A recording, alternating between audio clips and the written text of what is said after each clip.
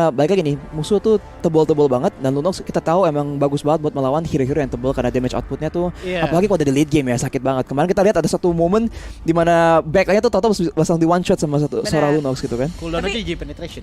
Kalau kita ngomongin seorang Lunox sendiri, Lunox seperti yang kita bahas juga, Lunox itu hero yang cukup single target dan hero yang benar-benar harus bisa agresif early. Kalau memang nggak bisa bermain dengan agresif early dan tidak bisa untuk memberikan punishment yang besar ke arah Rebellion Sina, itu bakal cukup berat. Kenapa?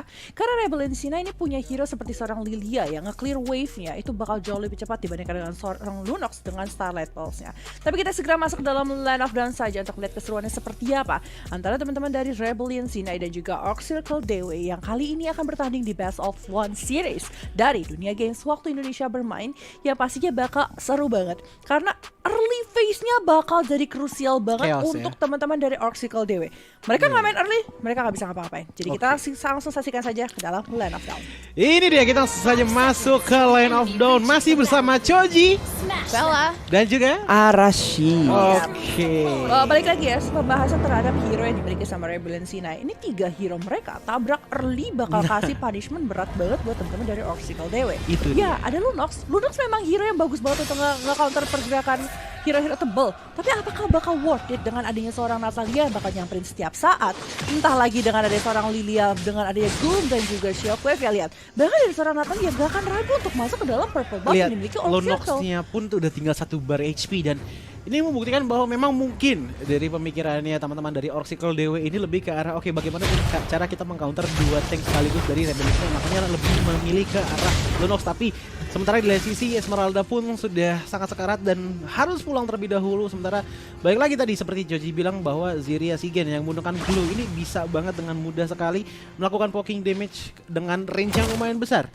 Akhirnya kita pindah ke bottom lane di mana seperti tadi Joji bilang Edith berada di gold lane dan isinya masih kurang enak banget untuk teman-teman dari Orc Circle karena tiba-tiba Natalia pun sudah datang mengikuti fight yang ada di daerah bottom lane, tapi masih belum ada yang tumbang sama sekali sih. Iya.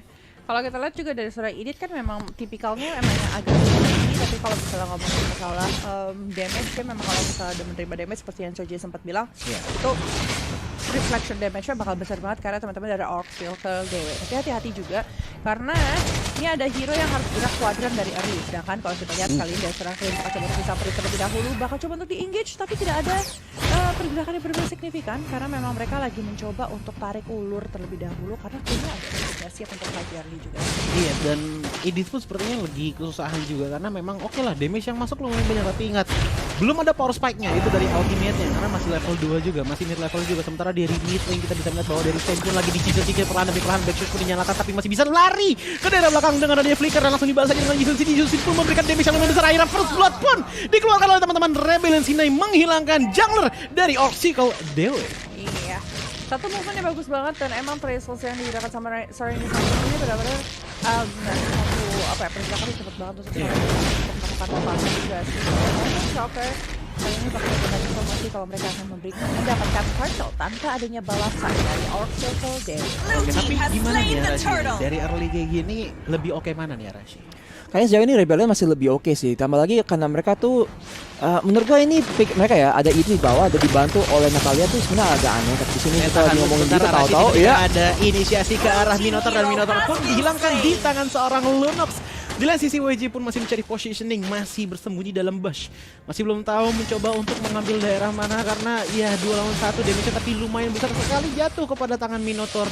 Dan Clean pun sepertinya harus lebih berhati-hati lagi karena di arah early game Clean masih dibilang sangat-sangatlah squishy. Kalau ngomongin hero memang pasti bakal squishy banget ya, apalagi seorang Marsen nggak akan bisa bermain sama juga. Tapi pergerakan dari seorang Hayabusa yang akan aku tunggu kali ini dari sisinya Orc Circle Dewe. Kalau misalnya bisa memberikan punishment karena teman-teman dari Rebellion Sina bakal jadi satu hal yang bagus. Karena kalau kita ngomongin goalnya nggak terlalu jauh satu dengan yang lain, masih coba untuk farming satu dengan yang lain. Tapi ada sedikit pergerakan ke arah bottom sepertinya mencoba untuk mengunci ke arah seorang Clan sendiri, dipukul jadi 3 orang kali ini di arah bawah. Dan kali ini dari sisi belakang Natalia juga sudah siap masih dengan smoke bomb-nya. Coba untuk mengunci ke arah sana, masih melakukan pergerakan dan bisa untuk mundur ketika Scarlet dan gak bisa dicicil sama sekali oleh teman-teman dari Rebellion C9. Backup yang sangat cepat sekali datang dari Orc Circle Dewe. Cuman dari sisi ini Natalia-nya tidak bandel sekali. Masih mencoba untuk memberikan damage terus-terusan. Dia sepertinya tidak terlalu menghiraukan minion ataupun backup dari teman-temannya. Selama ada yang bisa di-gank langsung di-gank saja oleh seorang Natalia. Begitupun juga dari seorang Hayabusa yang dari tadi memang selalu mempop upkan Quad Shadow-nya, mencari positioning dan juga mencari chance apakah Shadow Kill bisa dikeluarkan atau tidak. Dari sisi Glue pun berpindah ke arah mid lane, coba untuk mau poking sedikit, tapi masih belum terjadi teamfight karena dari Lunox juga masih bermain dengan sangat-sangat aman. Ya, ini kalau dibawa ke late game ya, sebenarnya Rebellion C9 itu ada keunggulan karena kita udah ngomong nih, mereka punya komposisi teamfight yang bagus banget, mereka punya frontline yang kuat, dan mereka punya sumber DPS yang tinggi, ada kurang lebih 3 ya sumber DPS, dan juga kalau ada member yang agak merepotkan bisa difokus oleh Natalia. Tapi di bottom di sini kita lihat ada 1v1 play, dan Edith pun mendapatkan 1 kill lagi dan mengamankan Antiquiras dengan kill tersebut. Iya, dan Turtle pun sekarang menjadi objektif dari kedua tim. Masih mencoba untuk mengamankan saja WJ pun lagi itu hilang sementara Kuro Jago pun dihilangkan oleh seorang Yisusin, dan begitu pun juga dari teman-teman Rebellion C9 yang masih melakukan teamfight begitu saja. Dawn pun masih dikejar oleh ketiga player dari Rebellion C9 dan ternyata masih bisa kabur. Memang berat banget sih buat Rebellion kalau mereka mau main 5 lawan 5 begitu ya. Mereka harus mencari cara buat mereka bisa menggunakan mobilitas dan outer potential dari seorang Hayabusa. Tapi sekarang dia agresif dari Rebellion C9 lagi. Iya, tapi kalau kita lihat kali ini dari seorang satu shuriken seorang Hayabusa akhirnya berhasil bisa men-shutdown seorang Glue. Dan teman-teman dari sisi Rebellion C9 memilih untuk mundur terlebih dahulu, dan Orc Circle ini adalah momen yang tepat untuk mereka untuk bergerak ke arah Turtle dan mencoba untuk mendapatkan keuntungan. Setelah tadi, ada war yang tidak begitu mengenakan untuk mereka. Immortal Shotgun memberikan informasi.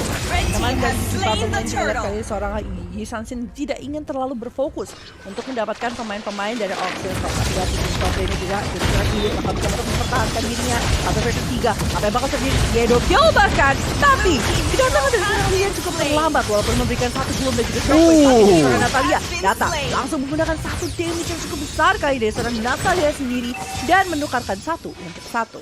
WJ resmi menjadi pelari di game kali ini karena saking besar movement speed-nya, dan begitu pun juga damage yang datang dari Yisusin sangatlah sakit membuat Egi pun harus pulang terlebih dahulu. Sementara Kuro Jago pun masih mencoba untuk mengganggu Walrus, dan Walrus pun sepertinya mendapatkan buff-nya. Oke, buff pun diamankan.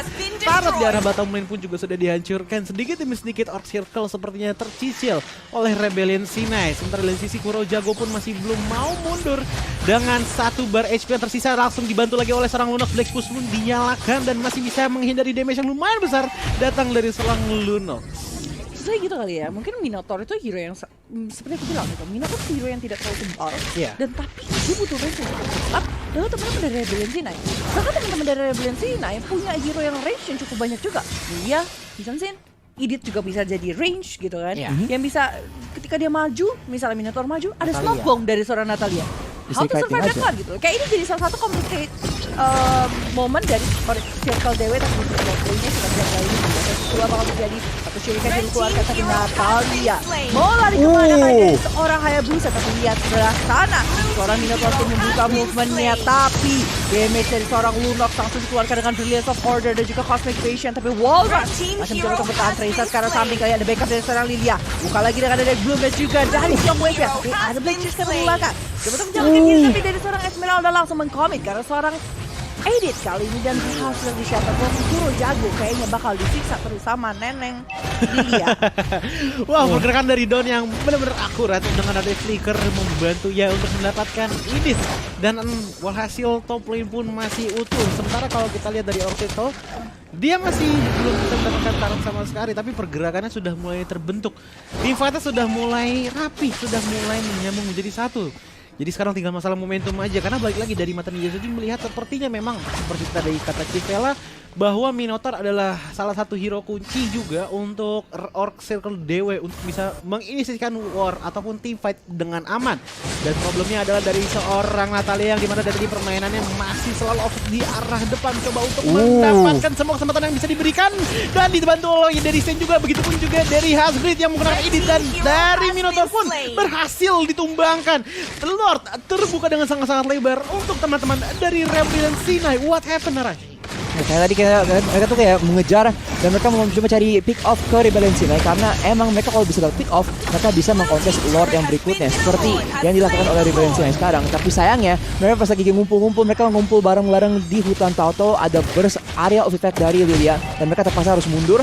Dan tadi kita lihat salah satu member dari Oke, damage sangat besar datang kepada seorang Clean pun langsung ditumbangkan begitu saja. Tidak ada damage yang burst lagi dari Oracle Dewa kecuali dari Don. Don pun ditumbangkan, di shutdown di tangan seorang Lilia. Lilia pun mendapatkan double kill, tapi sepertinya Kurajogo pun masih bisa kebingungan bagaimana caranya menginisiasi karena balik lagi pergerakan dari Rebellion sangatlah cepat. Team fight dapat pick off 1-2 player langsung pulang lagi nih Civela. Iya, dan Cloud Dash yang dimiliki sama seorang Natalia benar-benar bakal sakit banget. Apalagi dia bikin Kara Hephasis, ya kan? Belum lagi kalau dia nanti bikin Kara Berserker's Fury, kita nggak tahu dia mau progres ke arah mana. Dan dari seorang Lunox, dia bahkan harus menyelesaikan Kara Jamie One terlebih dahulu sebelum Lightning Truncheon. Karena memang dia pengen ini terlebih dahulu. Lihat di sebelah sana, lihat foto bisa dikelihatan. Ada satu shuriken dilempar sama seorang Hayabusa Space Bear. Ada mencoba untuk melakukan flicker, tapi langsung ada pass tag. Dan sekarang belakang, Minoan Fury kali ini dibuka sama seorang Minotaur, tapi tidak bisa berbuat banyak karena tidak ada follow up damage. Sedangkan Lord masih bergerak ke arah bawah kali ini. Walaupun ini mereka bakal lebih berfokus ke arah inner turret yang ada di tengah. Yes, inner turret pun langsung disentuh oleh Rebellion Sinai. Sementara top lane pun lagi ingin dicicil perlahan demi perlahan juga oleh Idif dan juga Glue sepertinya. Cuman kita bisa melihat bahwa memang pergerakan dari Don selalu cepat sekali untuk datang ke arah ke depan sana dan Minotaur pun begitu. Dan bisa dilihat dari Glue-nya pun mencoba untuk menghijau. Idifnya pun datang dengan ada stun, tiba-tiba datang ke arah Don. Don pun berhasil ditumbangkan begitu saja dan masih tersisa 1 bar untuk pulang dengan isi 1 bar doang. Iya, itu benar-benar udah slow banget ya sebenarnya Arashi ya. Iya itu low banget dan mereka kayaknya emang mainnya aman banget loh. Biarpun mereka tuh ngerasa mereka ada keunggulan, mereka dapat udah menggunakan Lord dengan baik, udah mendapatkan tower, mereka ngerasa nggak apa-apa, kita nggak usah buru-buru karena mereka tahu nih kalau game makin lama, Yi Sun-shin bakal makin kuat, Lia bakal makin kuat, Glue bakal makin tebal, ya kan? Jadi mereka nggak usah buru-buru, mereka tinggal main buat mastiin mereka nggak bikin kesalahan dan Orc Circle tuh nggak ada kesempatan buat dapat momentum dan mungkin mendapatkan Lord atau objektif tambahan di momen yang sangat kritis di menit sekarang. Tapi apa yang harus dilakukan sama Citra berarti? Wah kayaknya sih mereka harus cari cara buat pick off dan mereka nggak boleh ngikutin gameplaynya Rebellion. Rebellion tuh tim yang kita udah ngomong berkali-kali tadi. Kita lihat nih di replay ini emang bagus banget buat team fight. Jadi sekarang mereka kalau rame-rame begini nih ada banyak kesempatan buat member dari Rebellion untuk beneran kerja bareng bersama-sama dan ada saling follow up gitu loh. Dan DPS dari 3 orang yang DPS tinggi banget dari Rebellion itu terlalu tinggi. Jadi nggak ada yang beneran bisa nahan damage ya. Karena kita udah ngomong kalau Minotaur tuh bukan hero yang terlalu tebal. Jadi mereka harus mungkin menyebar dan mungkin melakukan split push karena Hayabusa emang kuat kalau lawan sakit. Iya, dan dengan posisi seperti ini pun akhirnya jungling area dari Omnival pun sudah mulai didominasi juga ya oleh Rebellion Sinai, entah itu dari buffnya, dari jungle yang ada dan sudah dilancarkan dan itu adalah kesalahan besar karena berhasil tumbangkan tangan Yi Sun-shin. Begitupun juga sepertinya dengan adanya Clean pun sepertinya ditumbangkan di tangan seorang Lilia. 2 damager utama bisa dibilang dari Oracle Dewa pun sudah ditumbangkan bisa saja, sementara Yi Sun-shin langsung fokus pada objektif yaitu Lord yang terhormat di menit 12. Berarti Lord sudah di-enhance dan pasti pukulan kepada Taran akan sangatlah sakit. Sebenarnya tadi ada pertanyaan dari Choji dan sebenarnya mempertanyakan gimana sih caranya dari sisinya Oracle Dewa untuk mencoba untuk memenangkan game kali ini. Sebenarnya mereka itu punya chance yang di arah late game cukup baik kali ini dengan adanya seorang Clan, Esmeralda dan juga dari seorang Lunox. Sekarang gimana caranya mereka drag-nya ke arah late game? Nah, caranya gimana? Speed push. Mereka punya Haya susah banget untuk ditangkap. Ya kan? Bermain dengan Coach Edo. Walaupun memang di sini agak sedikit tricky karena memang posisinya bisa ketahuan entah itu dengan Mountain Shocker ataupun dari seorang Lilia. Atau tidak pergerakan karena mereka kalau nungguin wave terus-terusan dengan ada 3 wave yang cross river, mereka nggak akan bisa keluar dan mereka nggak akan bisa farming. Mereka nggak akan bisa gain apapun. Sedangkan teman-teman yang lainnya butuh gold yang cukup banyak. Mereka harus bisa mengkombokan antara Esmeralda, Minotaur sama Lunox. Lunox harus punya positioning yang bagus di belakang dan juga bersama dengan seorang Clean. Tapi hal itu yang jadi agak sulit.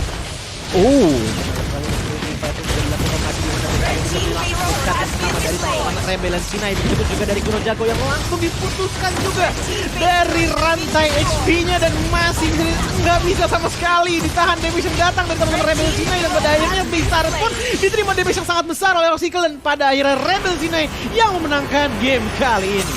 Wow.